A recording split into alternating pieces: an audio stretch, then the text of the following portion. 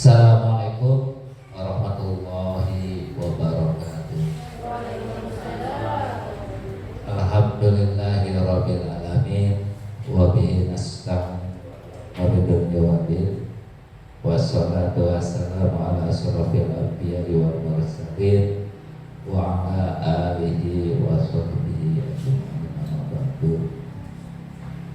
Yang saya hormati Kepala SDN Tarisi Ibu Dewi Utari SPD, yang saya hormati Bapak Ibu Dewan Guru SDN Tarisi, juga hormati Bapak Wahyu Hidayat SPD selaku peserta pendidikan guru penggerak tahun 2020. Pertama, mari kita panjatkan puji syukur kehadiran Allah Subhanahu wa Ta'ala bahwa pada pagi menjelang siang hari ini kita masih bisa melaksanakan aktivitas seperti biasa. Sholawat dan salam semoga selalu tercurahkan kepada baginda alam Nabi besar Muhammad Sallallahu Alaihi Wasallam, kepada para keluarga, sahabat, dan kepada umat. Bapak dan Ibu yang saya hormati, pada kegiatan hari ini adalah destinasi atau presentasi kegiatan menyebarkan pemahaman dan penerapan pengalaman budaya positif yang nanti akan dipaparkan oleh Bapak Wahyu Hidayat selaku peserta pendidikan guru penggerak di tahun 2024. Ini merupakan kegiatan wajib. Jadi Bapak dan Ibu yang ingin mengikuti kegiatan-kegiatan, ya silahkan buka di SIM PKB-nya. Yang belum PPD juga bisa ada di SIM PKB guru penggerak maupun kegiatan kepala sekolah. Semua kegiatan ada di SIM PKB. Salah satunya sekarang kegiatan guru penggerak. Nanti setelah dinyatakan lulus bisa membentuk komunitas belajar, bisa menyelenggarakan workshop dan lain sebagainya, dan bisa menerbitkan sertifikat bagi peserta yang dilaksanakan oleh kelompok belajar tersebut.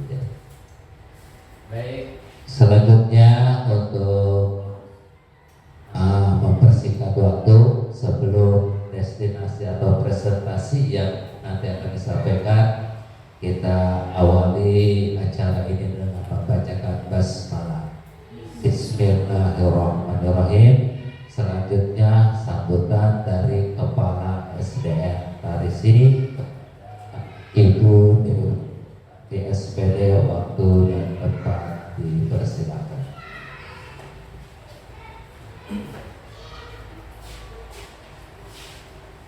Bismillahirrahmanirrahim. Assalamualaikum warahmatullahi wabarakatuh. Alhamdulillahirrahmanirrahim. Wa binasta'in wa ala alihi ajma'in. Amma ba'du. Yang saya hormati Dewan Guru SDN Tarisi, staf. Alhamdulillah pada kesempatan hari ini kita masih bisa berkumpul bersama dan masih bisa diberikan kesehatan oleh Allah Subhanahu wa Ta'ala dalam acara atau mengikuti acara diseminasi kegiatan menyebarkan pemahaman dan penerapan pengalaman budaya positif yang akan dilaksanakan oleh Pak Wahyu sebagai calon atau peserta guru penggerak angkatan ke-11 Pak ya? Ke-10. Angkatan ke-10. Dan kegiatan ini adalah wajib yang harus dilaksanakan oleh calon guru penggerak. Dan kita sebagai rekan dan teman sejawatnya wajib ikut mendukung ya dengan adanya kegiatan guru penggerak ini.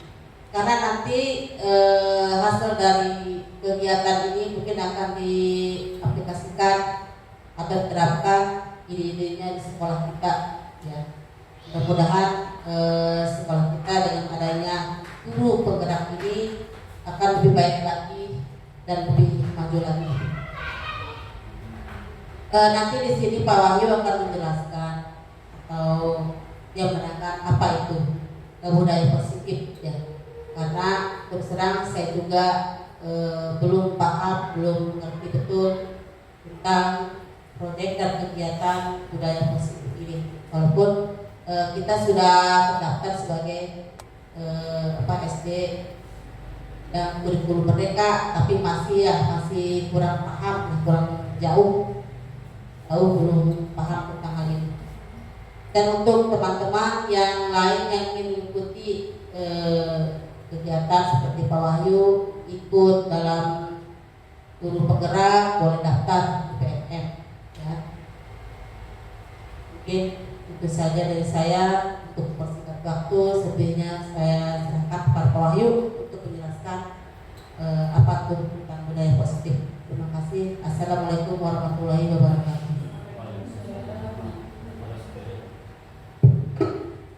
Terima kasih pada Ibu Kepala SDN Gresik yang telah memberikan sambutannya. Mudah-mudahan apa yang disampaikan bisa dilaksanakan dan menjadi motivasi bagi kita semua yang belum mengikuti PPG dan CGP dan mungkin kegiatan-kegiatan yang lain. Baik, selanjutnya yaitu diseminasi atau presentasi kegiatan ini, yaitu kegiatan menyebarkan pemahaman dan penerapan pengalaman budaya positif yang akan disampaikan oleh Bapak Wahyu Hidayat SPD. Waktu dan tempat saya persilakan.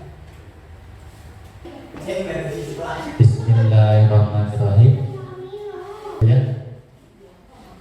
Assalamualaikum warahmatullahi wabarakatuh. Terima kasih telah memberi kesempatan saya untuk berdiri di depan ya. Saya ucapkan terima kasih kepada Ibu Kepala Sekolah dan juga staf jajaran SD Negeri Tarisik. Semoga kegiatan ini mendapatkan manfaat dan barokahnya. Dan mohon maaf, saya berdiri di depan di sini bukan berarti menggurui Bapak Ibu semua yang ada di sini, karena mungkin pengalaman saya belum banyak. Jadi kita hanya sama-sama belajar saja di sini. Ya, jadi tidak ada yang membedakan ada yang di depan ataupun yang melihat di belakang.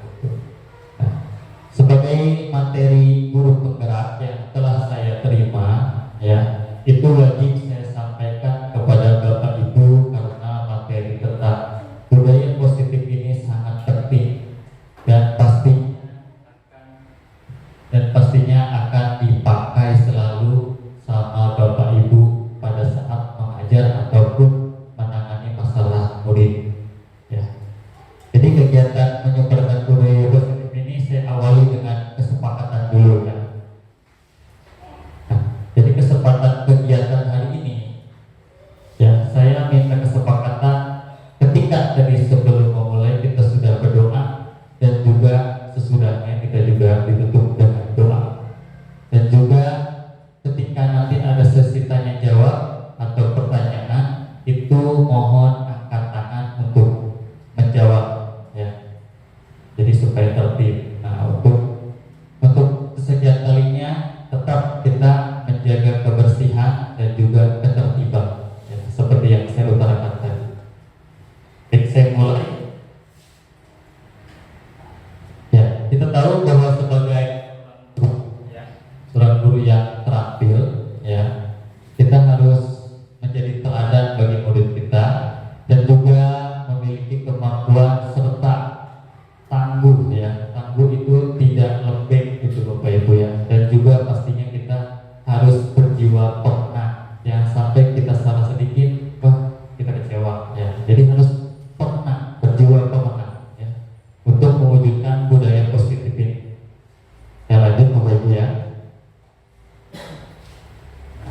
Inti dari budaya positif ini, ya, materinya ada banyak, cukup banyak, yaitu perubahan paradigma belajar, ya, terus disiplin positif, kemudian motivasi perilaku manusia, dan selanjutnya keyakinan kelas, lalu ada kebutuhan dasar manusia, lalu ada nilai-nilai kebajikan, posisi kontrol guru, dan juga yang terakhir adalah segitiga restitusi.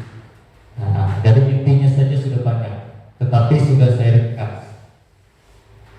Oke, kita maju. Nah, ini yang kita ketahui bahwa paradigma belajar baru menggunakan P3 atau profil pelajar Pancasila.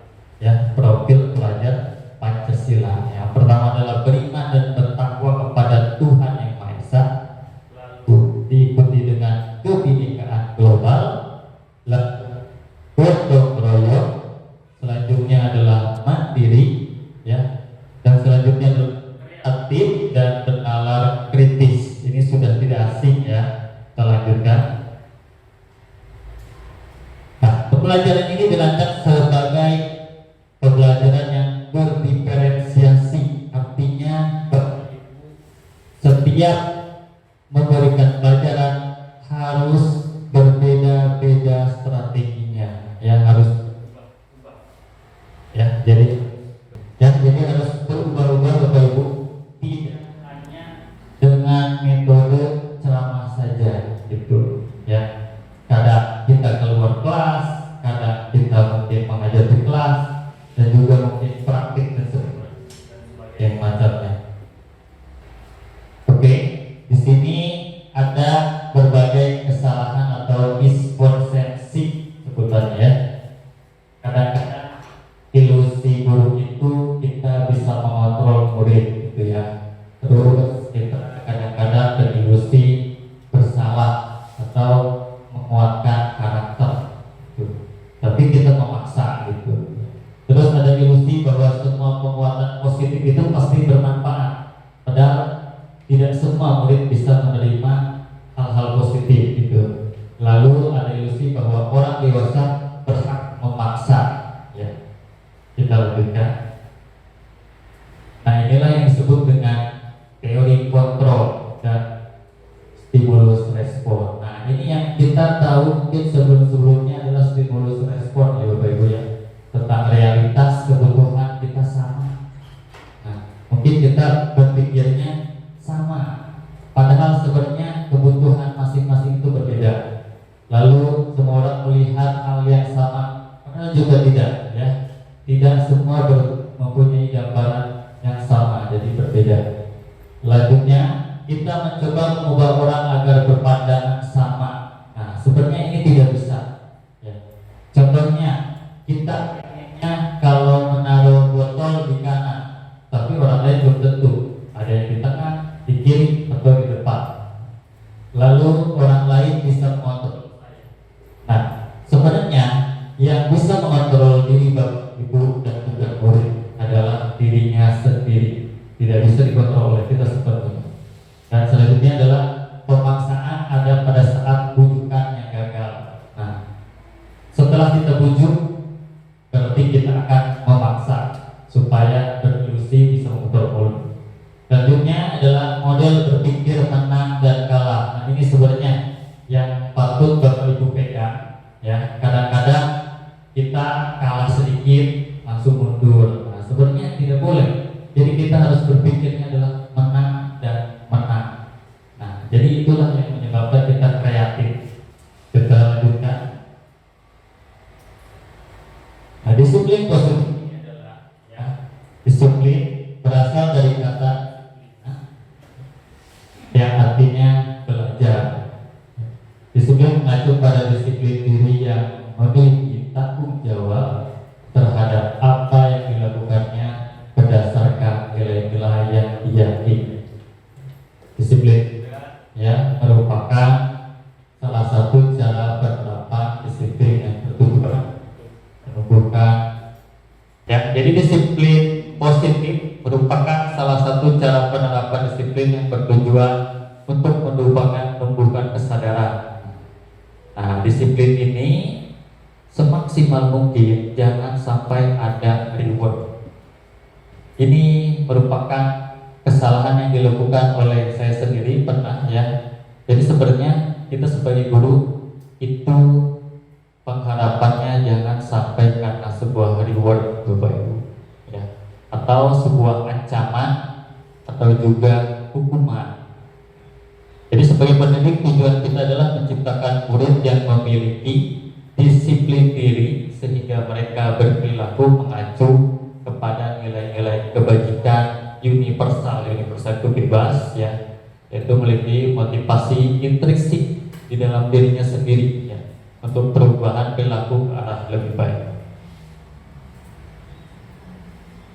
Nah, disiplin positif cara penerapannya yaitu dengan mengajarkan secara sadar, bertanggung jawab, dan juga menumbuhkan kesadaran diri berdasarkan nilai-nilai kebajikan. Kemudian lebih tepatnya adalah ke arah disiplin diri yaitu mengontrol diri sendiri ya, melakukan segala tindakan.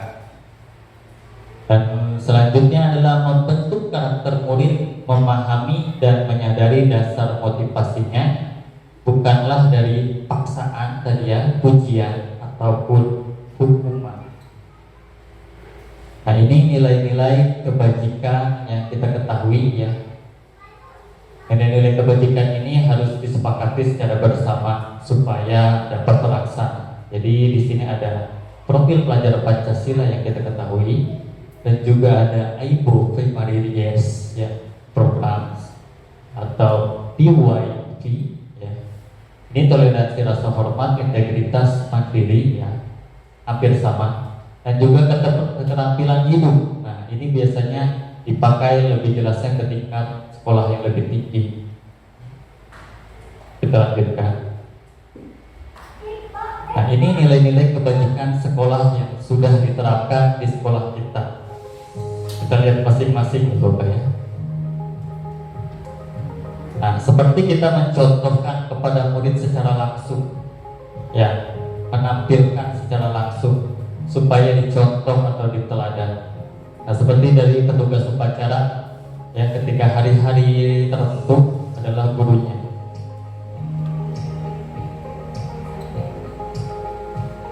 Selanjutnya, nah, ini juga suatu kebajikan Bapak Ibu ya, bersalam-salaman ya. Ini adalah contoh menghargai dan menghormati orang lain di sekitar. Dan tidak penting adalah menjaga kebersihan. Seperti pada berikut ini hanya sebagian kelas saja saya ambil, tidak semuanya. Dan ini yang cukup dibanggakan kegiatan rutin kita yaitu sholat duha ya, karena ini adalah membangun teguhan dari segi agama. Dan selanjutnya adalah kepramukaan pastinya, dan juga peduli sesama ya, kepada anak yang membutuhkan. Nah, tidak kalah adalah melestarikan budaya ya, yang kita tanamkan di setiap pentas seni.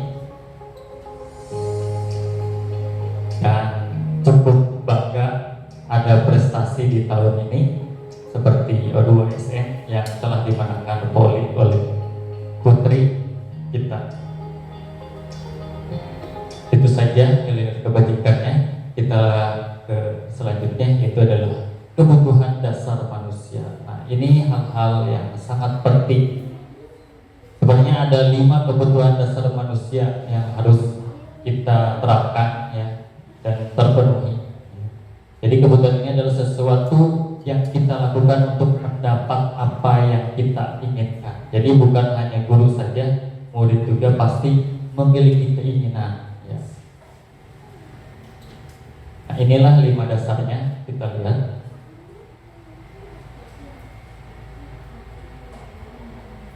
Nah, menurut Dr. William Glasser ada 5 kebutuhan dasar manusia. Yang pertama adalah bertahan hidup atau survival. Keduanya kasih sayang dan rasa diterima. Lalu kebebasan, freedom, kesenangan, fun, dan juga penguasaan atau power. Mungkin di dalam murid Bapak Ibu ada kebutuhan dasar yang tidak terpenuhi. Kita lihat sama-sama. Nah, bertahan hidup itu dari kesehatan, mungkin tempat tinggal, pakaian, keamanan, dan juga makanan. Nah, kadang-kadang kita melihat mungkin kalau murid itu merasa tidak aman, dia jarang masuk sekolah. Bisa saja seperti itu. Atau mungkin karena tempat tinggalnya kurang layak, dia juga jarang masuk sekolah. Nah, jadi ini kebutuhan yang bersifat fisiologis, Bapak Ibu ya. Kita lanjutkan. Lalu ada kebutuhan kasih sayang dan merasa diterima. Nah, inilah hal-hal penting merasa diterima. Terkadang kalau anak itu terkenal bandelnya, mungkin dia bisa jadi tidak merasa diterima, yaitu oleh temannya, atau tidak dipedulikan oleh wali kelasnya, dan juga tidak saling berbagi dan juga kerjasama, dan tidak diterima oleh kelompoknya ya. Kita lanjutkan. Kebebasan yaitu mandiri, memiliki pilihan, mencoba hal-hal baru, mampu mengendalikan arah dirinya, dan juga memodifikasi. Nah, kadang-kadang perencanaan pembelajaran yang kita lakukan dia tidak senang. Nah, sebenarnya boleh dimodifikasi oleh murid sendiri. Lalu keempat adalah kesenangan. Nah, bermain, humor, antusias, terus tertawa ya. Kadang-kadang macam-macam. Ada yang mungkin belajarnya sambil muter-muter pulpen, dan ada mungkin pengennya sunyi ya. Atau mungkin ada yang teriak-teriak seperti itu. Nah, yang terakhir adalah penguasaan atau power. Nah, ini sebenarnya adalah jiwa murid seorang pemimpin, Bapak Ibu ya. Dia itu pengennya diakui. Biasanya terkenalnya selalu bikin gara-gara. Nah, dia berarti punya keinginan ingin menjadi pemimpin atau pengen diakui ya, karena harga dirinya merasa tinggi. Itu 5 kebutuhan dasar. Kita lanjutkan selanjutnya. Nah, ini ada motivasi perilaku manusia ya. Setiap manusia pasti melakukan sesuatu, ada motivasinya. Nah, yang pertama adalah menghindari ketidaknyamanan atau hukuman. Ada murid yang hanya menghindari hukuman atau ketidaknyamanan. Nah, ini yang berasal dari luar atau eksternal, lalu mendapatkan imbalan atau pengakuan ya dari orang lain, sama dengan eksternal juga. Dan yang ketiga adalah yang benar-benar mereka inginkan ya, untuk menghargai diri mereka sendiri. Nah, inilah seharusnya yang kita arahkan ya. Jadi sebagai pendidik, kita setelah memahami motivasi anak, kita mengarahkannya kepada yang ketiga tadi, yaitu motivasi internal, yaitu mengarah kepada yang mereka inginkan ya, dan juga tidak harus mengharapkan imbalan atau pengakuan. Kita lanjutkan. Jadi menjadi seorang yang mereka inginkan dan menghadiri diri sendiri dengan nilai-nilai yang mereka percaya, itu sebaiknya hindari hukuman dan juga pemberian penghargaan agar mengikis motivasi eksternal tadi. Kita lanjutkan. Nah, hukuman, konsekuensi, dan juga restitusi. Hukuman itu asalnya tiba-tiba, spontan, tanpa ada perlibatan dari murid ya. Dan juga sifatnya satu arah, tidak memuaskan keduanya ya. Dan pastinya bersikap fisik atau psikis. Dan juga konsekuensi terencana pasti ya. Dan ini sudah dilakukan kesepakatan, namun tetap menimbulkan ketidaknyamanan kepada murid. Nah, ini adalah restitusi, adalah sebuah diskusi ya, yang menindaklanjuti hukuman tersebut. Jadi proses menciptakan murid untuk dapat memperbaiki kesalahannya sendiri secara mandiri. Nah, ini yang menarik, 5 posisi kontrol guru ya. Mungkin dari Bapak Ibu ada yang pernah melakukannya, dan pasti saya juga pernah melakukannya. Yang pertama adalah sebagai penghukum, yang kedua sebagai pembuat merasa bersalah, ketiga sebagai teman, sebagai pemantau, dan juga sebagai manajer. Baik. Apa sih posisi ini? Kita lihat sama-sama. Di sini ada sebuah kasus yang mungkin sering terjadi pada saat upacara bendera, ya. Dia tidak lengkap atributnya. Jadi jika posisi ibu bapak sebagai penghukum, ya, memberikan hukuman hormat pada bendera selama 30 menit. Lalu jika sebagai pembuat merasa bersalah, nah ibu bapak guru berkata, berkali-kali Bapak Ibu bilang, kamu selalu saja mengecewakan ibu bapak. Itu membuat anak kecewa dan merasa bersalah. Dan posisi kontrol yang ketiga adalah sebagai teman. Nah, ibu bapak berkata, ayo dong ikuti aturan sekolah, tolong bantu ibu bapak ya sekali saja. Ya, lain kali jangan seperti ini lagi ya. Nah, ini sebagai teman, ya, mungkin langsung dimaafkan dan sebagainya. Dan ini sebagai pemantau, kamu sudah melanggar aturan sekolah, kamu tahu konsekuensinya. Setelah upacara, kamu beli atributnya di koperasi dan jangan diulangi lagi. Nah, ini posisi sebagai pemantau. Dan yang terakhir adalah sebagai manajer. Nah, di sini ada perlibatan diskusi, ya. Ditanyakan oleh beliau, apakah kamu tahu kesalahanmu, divalidasi tindakan salahnya, lalu bagaimana kamu memperbaiki kesalahan. Nah, ada tindak lanjutnya, Bapak Ibu. Kita lanjutkan. Nah, dari 5 posisi kantor guru ini diharapkan Bapak Ibu guru itu memakai posisi manajer. Ya, ini hanya pengharapan, ya. Tapi boleh juga Bapak Ibu memakai sebagai teman dan juga pemantau, tetapi pada saat-saat tertentu, ya. Dan yang harus dihindari adalah sebagai penghukum dan juga pembuat merasa bersalah. Apa sih sebagai manajer itu? Jadi guru melakukan sesuatu bersama murid, ya. Memberi kesempatan murid mempertanggungjawabkan perilakunya dan juga mendukung murid agar dapat menemukan solusi atas permasalahannya sendiri. Ya, jadi yang menentukan permasalahannya atau solusinya adalah murid sendiri karena dia yang lebih tahu. Dan juga posisi manajer itu mengacu kepada restitusi, ya, sehingga tercipta identitas positif atau yang tadinya gagal menjadi berhasil itu, Pak. Nah, kita coba sedikit tanya jawab dulu, Bapak Ibu. Nah, kira-kira posisi kontrol apakah aku di sini? Jadi ibu bapaknya bilang, baiklah, tidak apa-apa. Dan kali jangan kamu ulangi kembali ya, agar Bapak Ibu tidak ditegur kepala sekolah. Nah, silakan Bapak Ibu, mungkin ada yang mau menjawab. Ada? Fitri, boleh? Sebagai apa?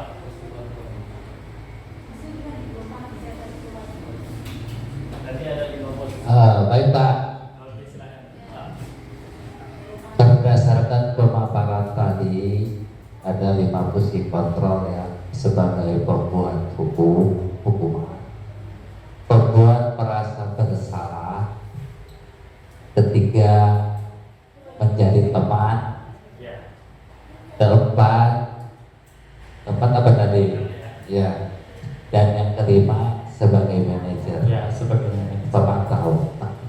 Kalau melihat permasalahan atau soal atau apa tadi ya, contoh, baiklah, nggak apa-apa, lain kali jangan kamu ulang kembali ya, agar Bapak Ibu tidak ditutur ke sekolah lagi. Menurut saya itu posisi kontrol guru sebagai pemantau, ya. Mungkin itu jawabannya, atau bisa sebagai teman, mungkin seperti itu. Terima kasih. Atau mungkin ada yang lain, Bu.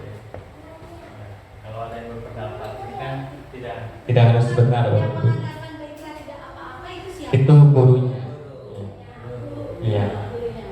Terus lain kali kamu. Nah berarti itu siapa? Ke murid. Ya. Jadi sebagai apa? Coba. Tadi kan ada 5. Ada sebagai penghukum, pembuat merasa bersalah, teman, pemantau, dan manajer. Kira-kira aja. Ya, manajer. Kita lihat sama-sama Bapak Ibu ya. Ini adalah sebagai teman Bapak Ibu. Karena di situ tidak ada tindak lanjut dan langsung memaafkan. Masih ada Bapak Ibu ya. Apa Pak? Ini untuk melatih kita. Ada lagi. Kamu lagi pelakunya. Memangnya kamu tidak bosan ya ajarkan Bapak Ibu terus sebagai penghukum.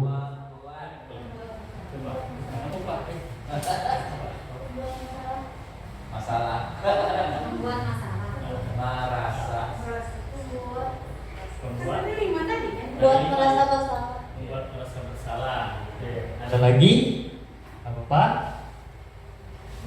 Bapak Bu yang tahu. Jadi posisi ibu itu pernah berkata seperti itu sebagai apa? Boleh kita lihat sama-sama. Bu anak sebagai apa? Buat membuat merasa bersalah ya. Tadi ya kita lihat sama-sama. Nah betul, membuat merasa bersalah. Tidak usah tegak Bapak Ibu di sini, kita santai aja. Yang penting kita sama-sama belajar. Lagi, coba saya minta yang guru belakang lah, ya. Kamu terlambat dan tidak membawa buku mata pelajaran. Sekarang kamu push up 50 kali. Ayo. Tahu? Beri hukuman. Hukum. Nah kan baru belajar sebentar udah pada bisa tuh kayaknya. Ya. Nah kita lihat sebagai penghukum betul, karena dia memberikan hukuman ya tanpa menanyakan dahulu. Lanjut. Ya. Boleh Pak Tis dijawab lagi. Kamu tidak akan mendapatkan nilai apabila tugas-tugasmu tidak pernah dikerjakan. Kira-kira apa? Apabila boleh. Manajer kali ya? Manajer ya?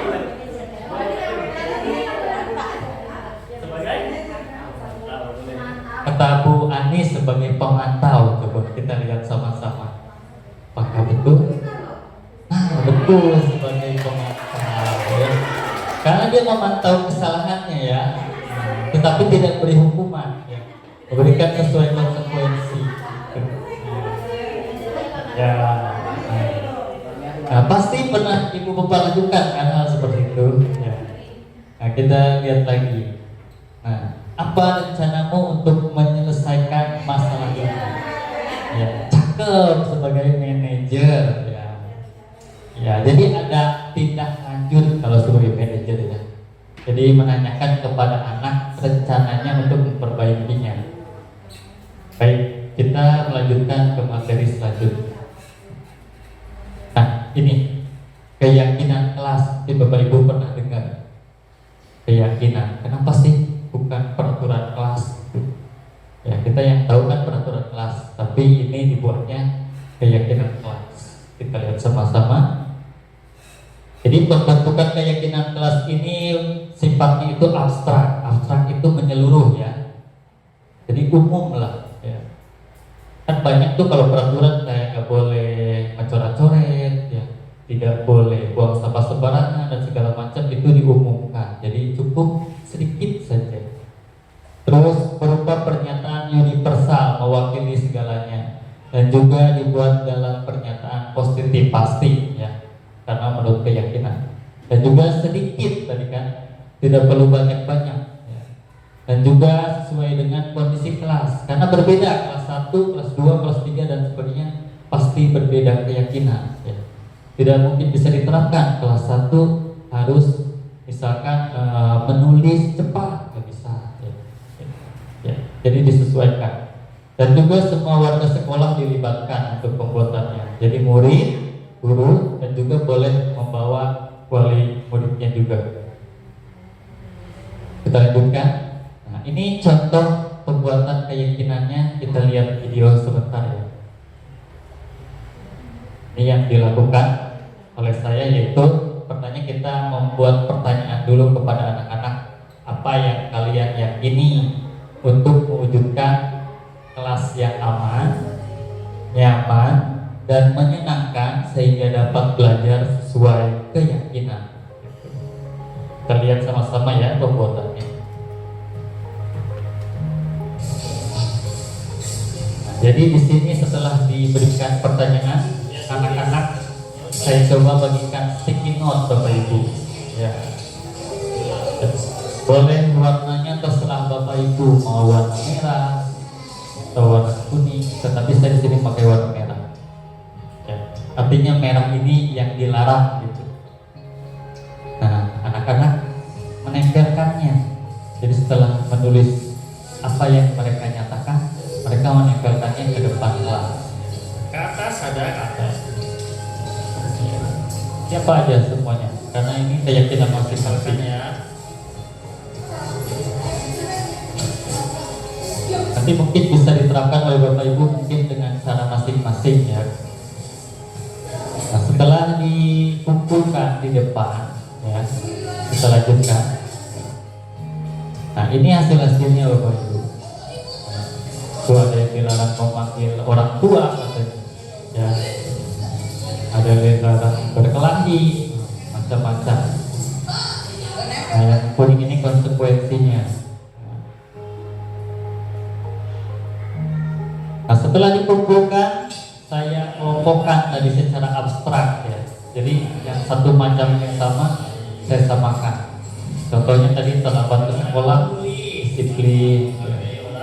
Berkelahi berarti tidak menghormati orang lain, atau jahil sama tidak menghormati.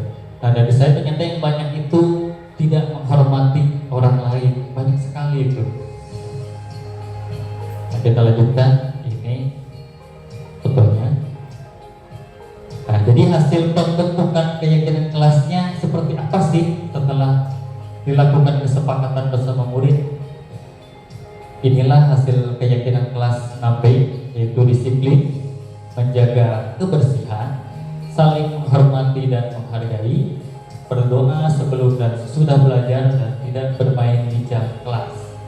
Nah, cukup sedikit dan pasti ini bisa diingat. Dan mereka sudah paham disiplin itu apa saja, menjaga kebersihan itu apa saja.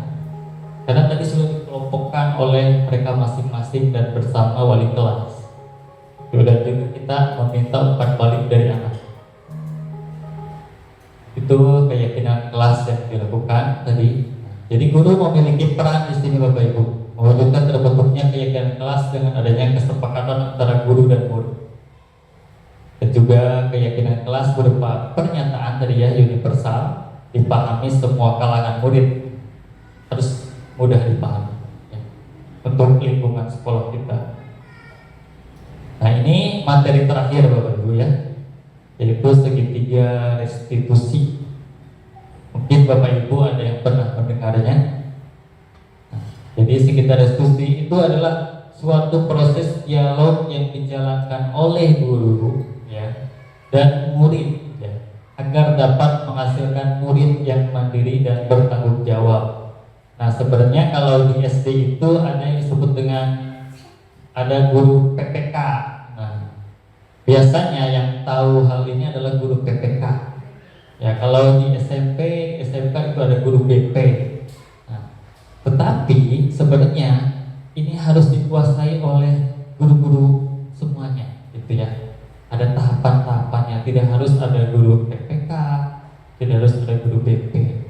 Jadi tahapan pertama adalah menstabilkan identitas. Apa sih menstabilkan identitas itu? Ya, kita lihat sama-sama. Ya, jadi menstabilkan identitas itu prinsipnya adalah Bapak Ibu ya memberikan suatu penjelasan yang konkret tentang apa yang dilakukannya itu adalah lumrah. Lumrah itu manusiawi. Karena setiap orang itu tidak ada yang sempurna Bapak Ibu, pasti melakukan kesalahan. Nah, di contoh ini ada kata-kata pertanyaan seperti ini dari gurunya. Bapak selalu melihat setiap kamu izin ke kamar mandi, kamu alih-alih suka membeli jajanan di kantin. Nah itu kan suatu kesalahan ya. Nah itu ditanyakan dulu ya. Terus kenapa kamu merasa lapar ya? Mungkin dia udah jawab tadi ya. Apakah kamu tidak pernah sarapan pagi? Nah ditanya kembali. Jadi digali kembali. Terus ya pantas saja kamu merasa lapar, Bapak juga sama pastinya tidak akan sempat sarapan pagi jika bangun kesiangan. Nah di situ ada stabilitas. Jadi kalau gurunya juga kesiangan, pastinya tidak akan makan pagi sama ya. Jadi tidak hanya murid, kalau gurunya kesiangan juga pasti tidak sempat makan. Nah, ini ya. Dilanjutkan lagi. Tahap keduanya adalah validasi tindakan yang salah. Nah ini prinsipnya adalah memenuhi kebutuhan seperti ini ya. Contoh ada pertanyaan, lalu apa saja yang kamu lakukan saat itu? Nah, divalidasi kembali kesalahannya semua ya. Jadi apa saja tuh yang dia lakukan? Kan mungkin ada cara-caranya, mungkin dia lewat belakang sampai nggak kelihatan baru makan gitu. Terus ditanya kembali, pasti kamu melakukan hal itu ada alasannya. Nah ditanya poin penting alasannya apa. Tadi kan macam-macam, mungkin lapar, mungkin memang mencium aroma yang enak gitu ya, terus macamnya. Terus siapapun jika merasa lapar pastinya hendak membeli jajanan atau makanan ya. Nah ini distabilkan kembali tuh ya dari kesalahan tadi. Memang benar siapapun yang lapar pasti makan. Nah, ya itu validasi kesalahannya. Kita lanjut. Nah ini menanyakan keyakinan si anaknya ya. Prinsipnya adalah memunculkan motivasi internal dari murid, jadi motivasi dirinya sendiri. Ya sekarang kita pikirkan baik-baik katanya. Apakah membeli jajanan di saat jam pelajaran sesuai keyakinan kelas kita? Nah ditanya, sesuai nggak dengan keyakinan kelas? Terus, menurut kamu keyakinan kelas apa yang dilanggar? Nah si anak pasti berpikir ulang tuh, apa sih yang dilanggar? Nah, kira-kira menurut Bapak Ibu apa itu? Disiplin kan? Ya. Lalu penting tidak bagi kamu hal itu? Kalau dia nggak disiplin, penting tidak? Ya, gali lagi. Lalu keyakinan apa yang akan kamu lakukan untuk masalah ini? Nah, akan dilakukan untuk masalah ini. Ada tindak lanjutnya. Dan itu ditanyakan kepada muridnya. Dan murid harus bisa menjawab. Ya, tepat sekali tindakan kamu. Ya setelah jawaban tuh ya. Kalau sudah dikasih jawaban oleh murid, berikan apresiasi.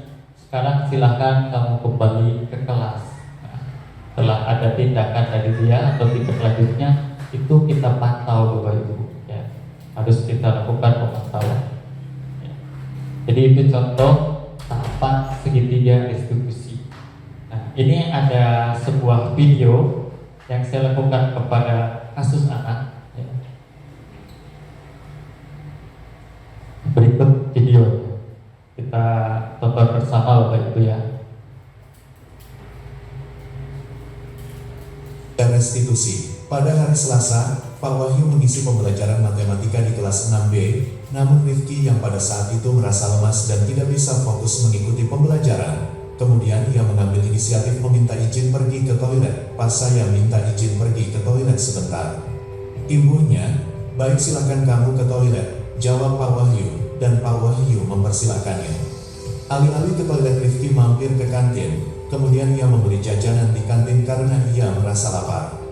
Dan di saat yang sama ternyata Pak Wahyu yang merasa Rifki selalu berlama-lama saat di toilet mengeceknya ke toilet dan benar saja tidak ada. Kemudian tidak lama beliau memergokinya sedang makan di kantin sekolah. Setelah itu Rifki dipanggil untuk berdiskusi mengenai permasalahan tersebut. Rifki, nanti kamu ke ruangan Bapak ya setelah jam istirahat, tegur Pak Wahyu. Baik Pak, jawab Rifki. Berikut skenario penyelesaian masalah dengan menggunakan penerapan segitiga restitusi. Ya, bisa dulu. Nah, ini bahwa selalu melihat kamu. Nah, setiap kamu ke kamar mandi, hari ini kamu malah menuju dan kamu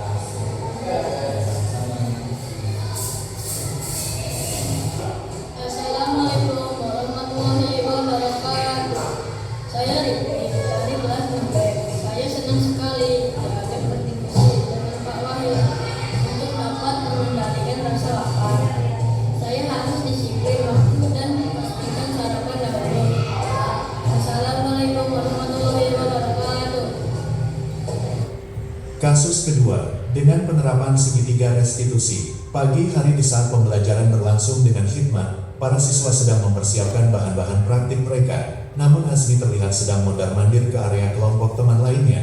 Ia terkadang mengambil peralatan teman-temannya dan menyembunyikannya di tempat yang ia sukai. Lalu temannya Dava mencari-cari gunting miliknya yang tak tahu kemana. Dan Pak Wahyu sedari tadi memperhatikan mereka dan berkata, "Siapa ya yang mengambil gunting milik Dava?" Pak Wahyu menanyakan, "Sama Hasni Pak, penggaris aib juga disembunyikan sama dia, tadi saya melihatnya." Sahut Adiba, "Benar Hasni kamu yang melakukannya?" Tanya Pak Wahyu. Hasni terdiam dan hanya tersenyum-senyum saja. "Baik Hasni, nanti kamu diskusi sama Pak Wahyu ya, kita selesaikan masalahnya bersama ya," tambah Pak Wahyu. "Baik Pak," jawab Hasni. Berikut skenario penyelesaian masalah dengan menggunakan penerapan segitiga restitusi.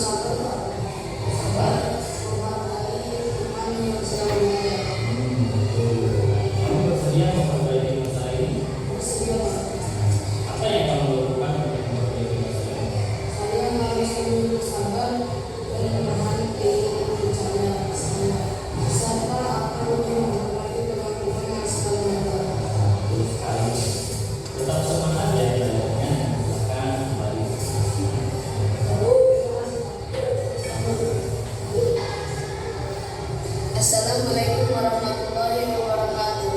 Perkenalkan, nama saya Azmi dari kelas 6B. Saya senang sekali diajak diskusi sama Pak Wahyu untuk dapat mengendalikan diri saya, dan saya harus banyak bersabar dan menghormati teman-teman. Wassalamualaikum warahmatullahi wabarakatuh.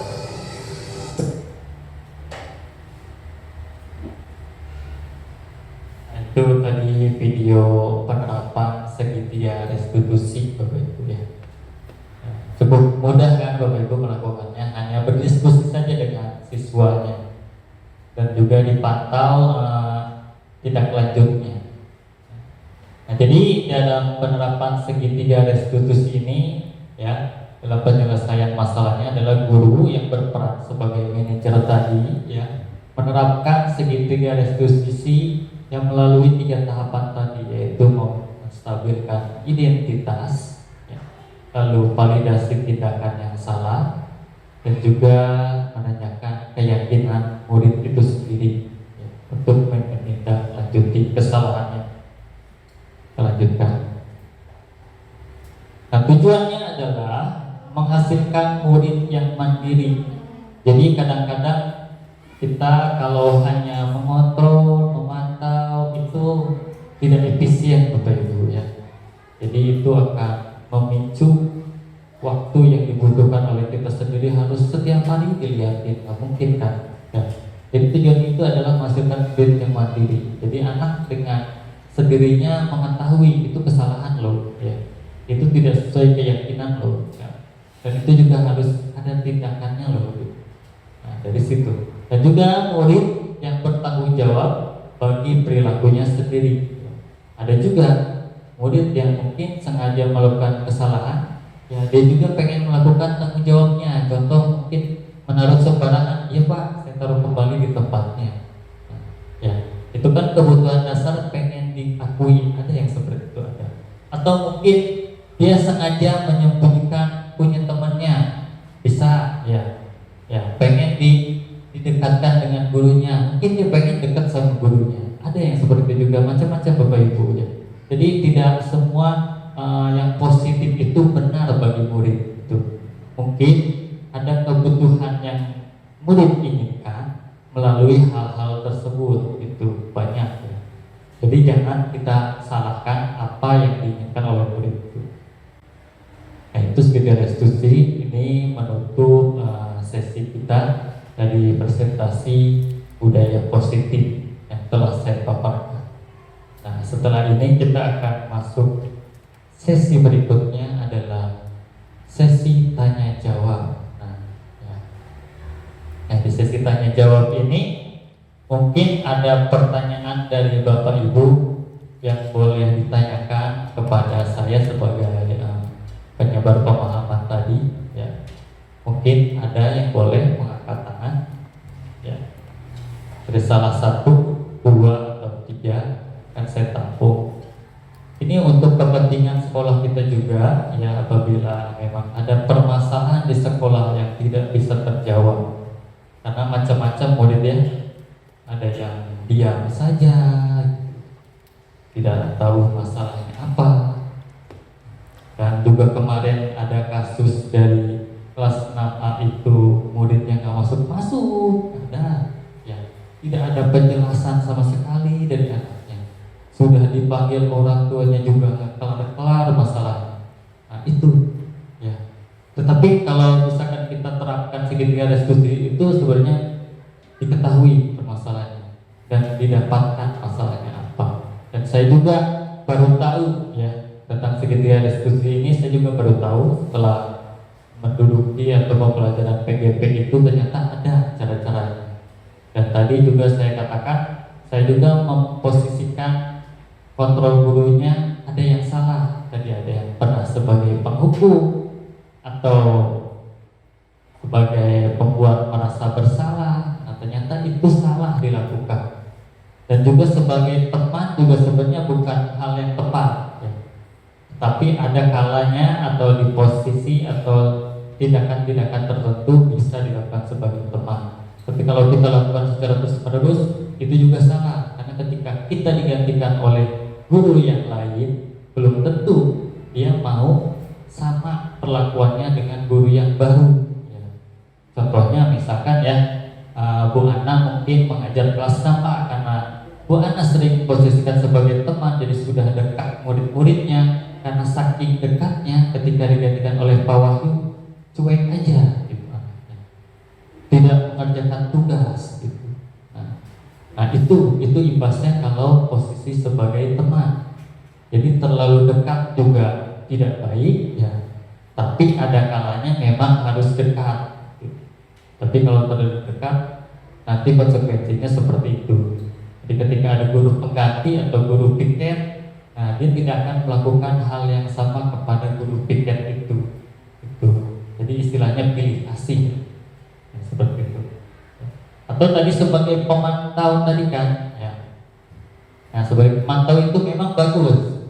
Jadi dia melihat kesalahannya, mengkoreksi kesalahannya. Nah cuma kalau langsung dilakukan pada hari itu juga tidak baik ya. Misalkan dia tidak membawa buku pelajaran, udah kamu pulang sana. Nah, ini sebenarnya sering saya lakukan. Pulang sana ambil bukunya. Rumah saya jauh Pak ya. Bapak nggak mau tahu, pokoknya ambil bukunya gitu. Nah itu juga sebenarnya tidak bagus. Nah pada kondisi-kondisi tertentu, nah, seharusnya ditanyakan dahulu kenapa tidak membawa buku pelajarannya gitu. Nah Mungkin anak itu bisa jawab, Pak saya kesiangan, atau mungkin Pak tadi saya nganter ibu saya yang sakit, atau mungkin Pak sepatu saya basah gitu. Dan semacamnya banyak penjelasan. Nah itu bisa dilakukan. Kalau tidak sempat pada waktu itu, bisa ditanyakan pas jam istirahat atau setelah pulang juga bisa. Nah, ada yang mau ditanyakan? Boleh ya, di posisi tanya jawab ini. Atau mungkin siswa yang terlambat, misalkan terlambat 30 menit. Nah, apa sih tindakan kita yang pas untuk siswa terlambat 30 menit? Ya. Jadi kalau posisi manajer sebenarnya ya yang paling tepat adalah mengganti keterlambatannya itu dengan pulang terlambat juga, itu seperti itu. Boleh? Ada yang bertanya, Bu?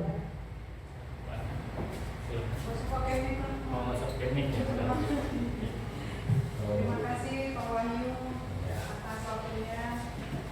Seperti Bapak bilang tadi, masalah yang tak masuk-masuk ya. Saya juga dapat kita sekolah dengan Bu Dewi ya. Segala macam cara juga sudah kita lakukan. Sampai terakhir ini juga dia nggak masuk-masuk Pak. Itu si Salman itu. Solusinya seperti apa itu Pak? Ya. Baik, tadi solusi dari Salman ya, tidak masuk-masuk, sudah dipanggil katanya orang tua, sudah didiskusikan. Nah, tadi kita belajar tentang motivasi kan, motivasi perilaku manusia. Nah, di situ berarti Salman itu punya motivasi tersendiri. Nah, kita nggak tahu itu. Nah, kecuali kita menggali dengan tahapan tadi, tahapan menstabilkan identitas tadi. Pertama itu sebenarnya, ya. Jadi ditanyakan dahulu tuh. Ya, Salman, kenapa sih kamu tidak masuk sekolah bahkan hampir setiap hari? Nah, dia diam mungkin, dia jawabnya diam. Ya, berarti kalau dia diam bisa jadi tidak mau diketahui orang lain.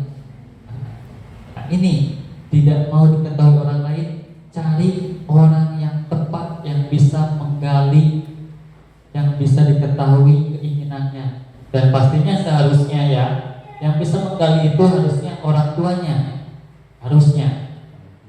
Tapi bagaimana kalau orang tuanya juga nggak dekat? Nah, ini masalah lagi. Nah, kan dicari tuh. Ternyata orang tuanya juga jauh. Nah, Salman ini berarti diibaratkan sebatang karang tuh di situ. Berarti ketemu masalahnya. Dia merasa tidak diterima. Itu sebenarnya kasih sayangnya yang tidak ada. Nah, ini kompleksitasnya atau masalahnya sudah ketemu adalah tidak ada kasih sayang. Ya, itu. Nah, berarti caranya ya harus ditimbulkan kasih sayang. Ya. Jadi yang diubah siapa?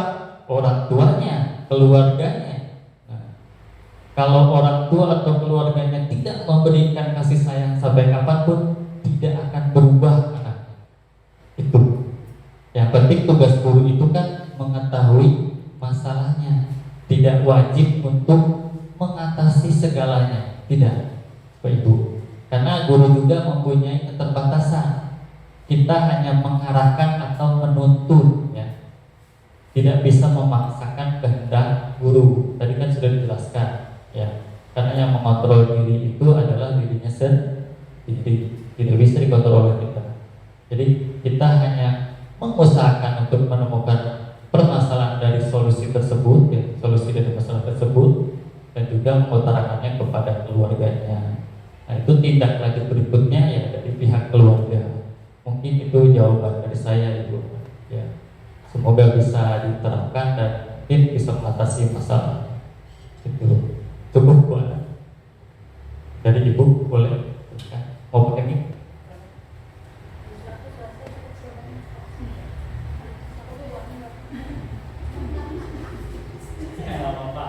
Santai aja Bapak Ibu nanyanya ya. Bismillahirrahmanirrahim. Assalamualaikum warahmatullahi wabarakatuh.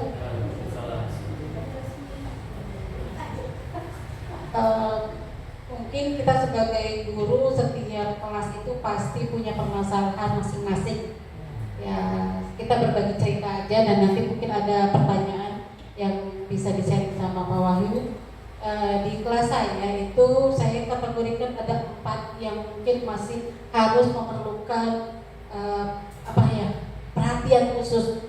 Ya, yang pertama dia itu jarang masuk karena kesiangan, alasannya bajunya masih kotor, nggak ada yang bangunin dan segala macam, gitu kan.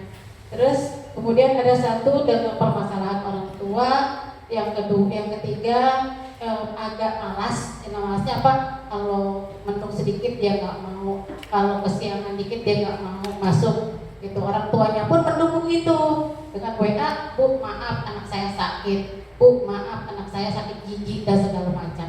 Kemudian satu lagi kesibukan dia meneliti karirnya. Jadi dia suka hobi banget olahraga A, dia kecapean tuh malam-malam.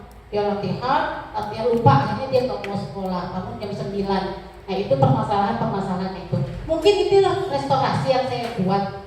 Judulnya seperti itu. Cuma saya tidak tahu bahwa itu hati, gitu. Karena kalau Pak Wahyu kan diajak ngomong bareng ya satu persatu. Kalau enggak saya tuh di depan kelas-kelas. Cuma ya seperti itu, gitu.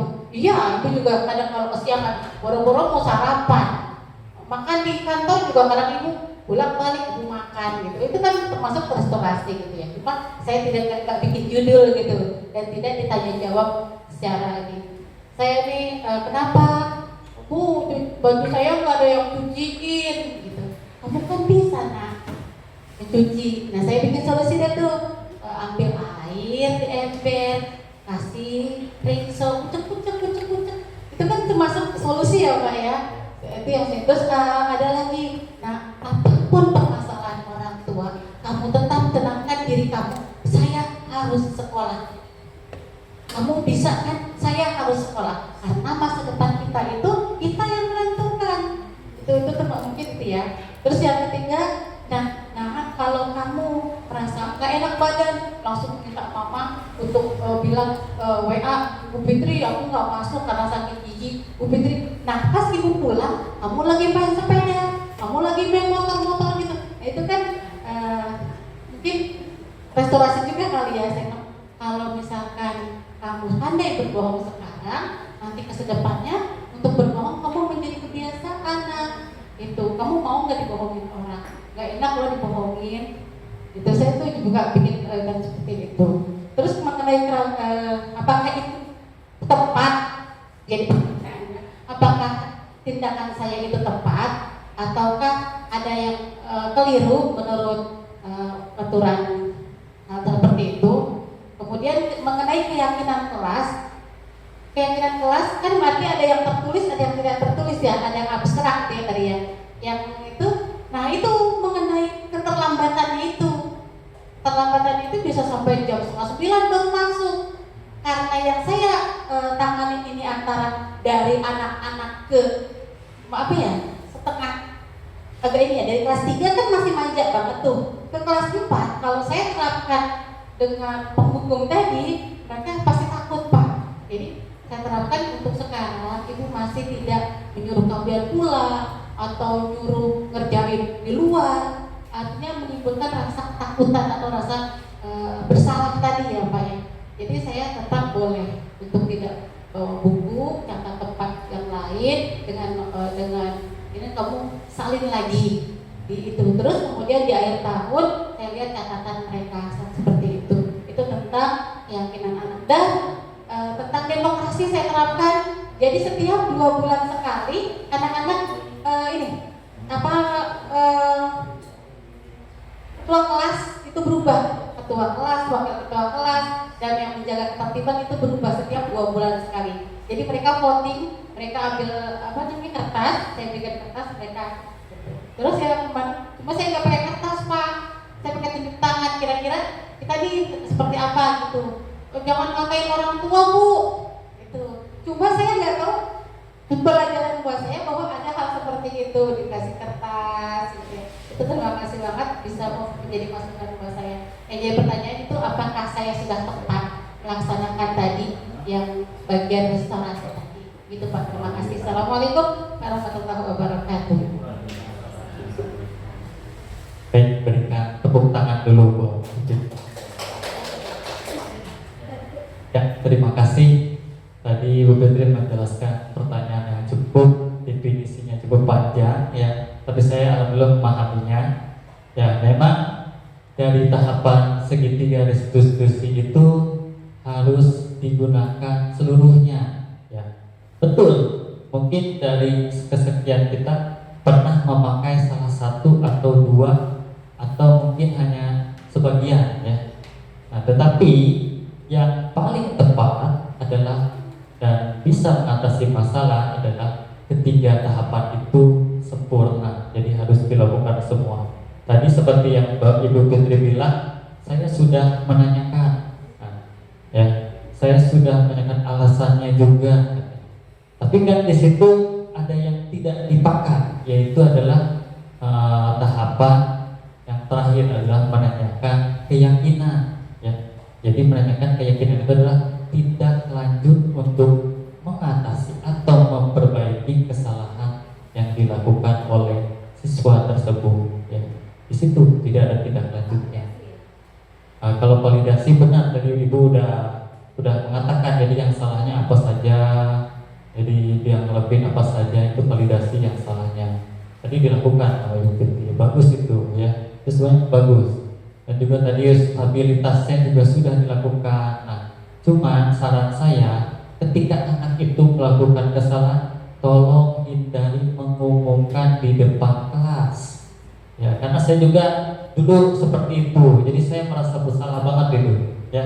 Karena itu menimbulkan posisi sebagai pembuat merasa bersalah. Itu bisa mematahkan motivasi anak, Ibu, Bapak, ya. Itu anak bakalan kecewa dan dia itu yang segala macam eksplor potensinya itu bakalan tertutup.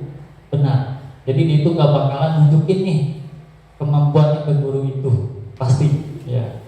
Bahkan yang ditunjukin itu kejelekan aja.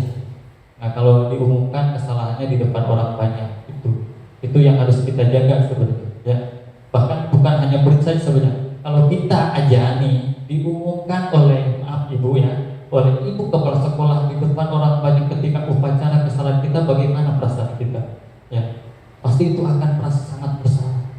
Di situ kita pasti akan mungkin ada yang dendam, segala macam lah pokoknya. Nah, itu tindakan yang salah kalau untuk memvalidasi tindakan itu, ya. Ya, terima kasih Ibu Fitri, itu pertanyaan yang sangat baik, benar. Memang kita pasti melakukan salah satunya. Nah, tapi kalau untuk menangani permasalahan secara tepat, itu ketiganya harus dilakukan. Ya. Dari pertama adalah tadi memvalidasi, menstabilkan identitas, lalu memvalidasi tindakan yang salahnya apa, lalu yang terakhir adalah menanyakan keyakinan itu ketiga itu harus tuntas. Ya. Boleh mungkin besoknya, tapi itu harus tuntas. Nah, itu cara menggunakan segitiga restitusi. Itu jawaban dari saya ucapkan terima kasih. Oke, untuk tanya jawab mungkin saya akhiri. Ada lagi tidak? Kalau tidak ada, baik, kita ke sesi berikutnya waktu itu ya. Nah, ini sesi umpan balik. Saya minta satu atau dua guru menyampaikan kesan pesan dari pembelajaran hari ini saja gitu. Apa yang diterima, apa yang dirasakan, atau mungkin tadi pernah pengalaman atau segala macamnya boleh dijabarkan di sini. Satu atau dua, atau mungkin Ibu kepala sekolah boleh. Ya, terima kasih Pak Wahyu. Dalam sesi umpan balik ini saya menanggapi tadi materinya tentang segitiga restitusinya.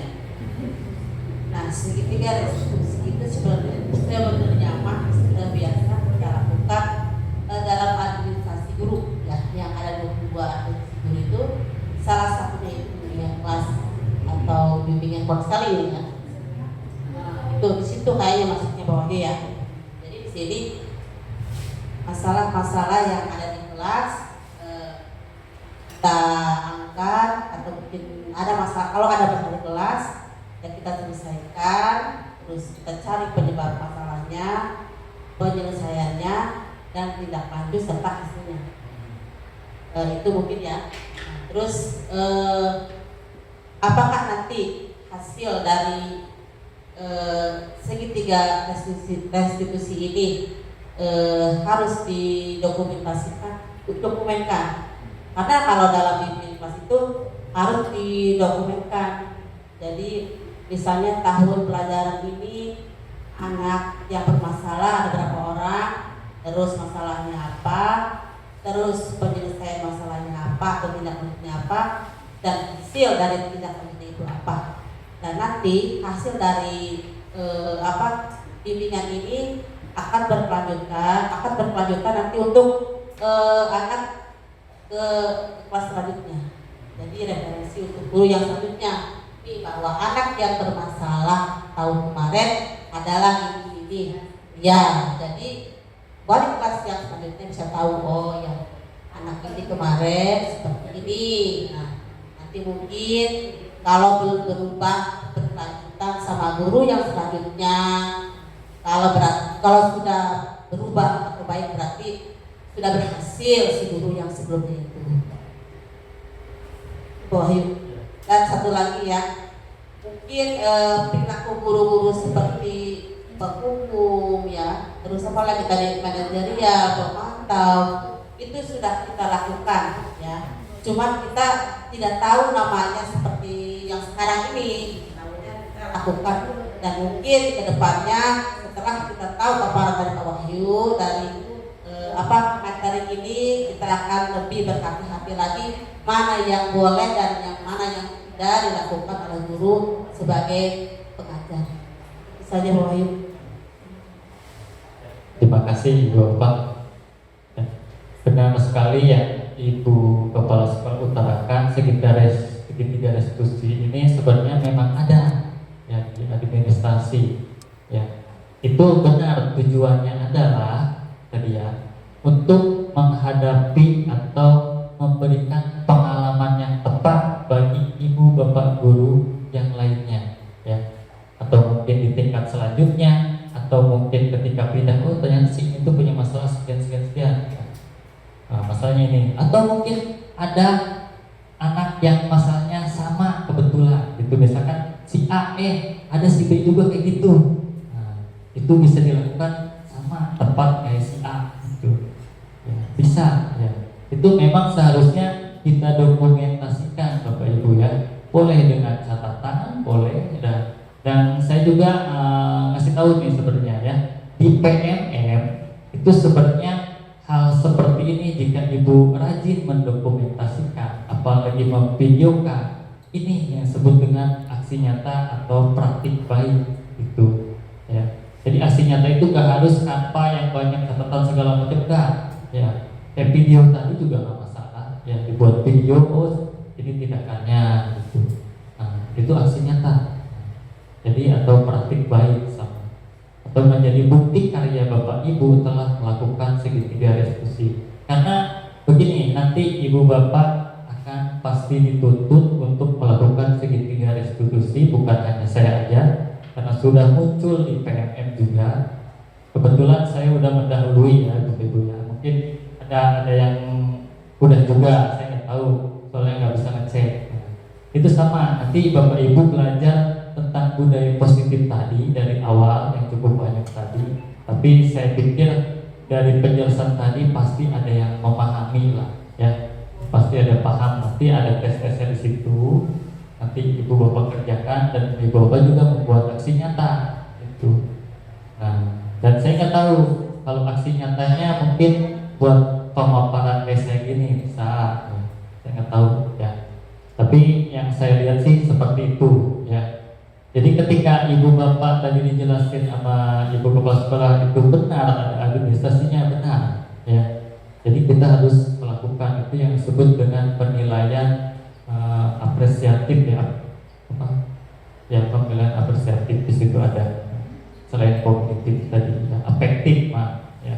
Dari afektif itu sebenarnya. Jadi untuk kedepannya guru selanjutnya yang menghadapi, kan banyak permasalahan guru kelas 1 bisa dilanjutkan oleh kelas 2. Jadi nggak kaget lagi misalkan guru kelas 2-nya, oh saya baru tahu ya anak itu seperti itu. Iya gitu. Nah, kalau udah iya pasti kan udah tahu cara menghadapi. Oh dia mah udah didiemin aja, emang begitu anaknya. Emang pengennya didiemin, ada yang seperti itu ya. Jadi anak itu bukan kita melihatnya itu produk yang salah, jangan sampai melihat seperti itu ya. Jadi melihatnya itu unik, intinya itu aja. Anak itu memang unik, macam-macam ya. Kalau udah melihatnya unik, beda dengan produk gagal, beda ya. Kalau unik pasti bisa kita temani. Tapi kalau produk gagal, siapa sih yang mau megangnya gitu ya. Pasti dihindari sama gurunya. Itu yang saya sebenarnya tekankan gitu ya. Jangan sampai kita itu sampai menghindari anak itu, misalkan sampai tidak mau dapat kelasnya ya, sampai seperti itu. Terima saja Bapak Ibu ya. Jadi kita harus menerima dengan tulus ya. Karena tidak ada istilahnya keharusan Bapak Ibu untuk merubah sepenuhnya, tidak ada. Kita hanya mengharuskan menuntun itu seperti padi gitu Bapak ya. Jadi padi itu kan tumbuh. Nah, gimana caranya kita menumbuhkan padi itu supaya subur segala macam? Kita hanya mengusahakan. Ternyata ada badai melintang, banjir segala macam, padinya kebuang. Nah itu bukan salah kita. Nah, kita sudah mengasih pupuk, mengasih air, mengasih juga sinar matahari. Nah, hasilnya kita tidak bisa menentukan itu. Sama anak juga seperti itu. Yang penting kita berusaha mengusahakan. Ya itu mungkin jawaban dari saya Ibu. Ya mungkin bisa mewakili jawaban itu. Oke. Terima kasih. Umpan baliknya masih ada mungkin? Boleh? Ya udah, kalau tidak ada saya lanjutkan. Oke, ternyata selesai ya. Jadi setelah selesai ini semoga apa yang saya berikan dan apa yang saya jelaskan pemahamannya kepada Bapak Ibu guru dan semua dari SD Negeri Tarisi bisa dimanfaatkan sepenuhnya oleh Bapak Ibu guru ya. Dan juga saya berharapnya bisa diterapkan di kelasnya mungkin di tahun ajaran baru selanjutnya ya, karena masih fresh ya nanti, dan juga bisa menjadi teladan baik bagi murid-murid kita. Kalau gitu saya kembalikan ke Pak Supis untuk menutup dulu. Baik, terima kasih. Kita kasih aplaus dulu untuk Pak Wahyu. Baik Bapak dan Ibu, tadi kita sudah dengarkan pemaparan dari awal sampai akhir terkait kegiatan positif berdasarkan pengalaman ya. Jadi ada beberapa mungkin yang sudah dipahami, sudah dikerjakan, tetapi kita belum mengetahui apa yang dikerjakan itu sudah benar atau keliru dan lain sebagainya. Mudah-mudahan dengan pemaparan ini kegiatan belajar kita di setiap kelas, di kelasnya masing-masing bisa berubah sesuai dengan aturan, sesuai dengan arahan dan sesuai dengan tujuan pendidikan nasional kita, dan mudah-mudahan peserta didik kita menjadi generasi penerus bangsa ya. Dan terakhir ya, mudah-mudahan apa yang disampaikan tadi kita bisa mengaplikasikannya di kelas masing-masing. Dan mungkin itu saja untuk kegiatan hari ini.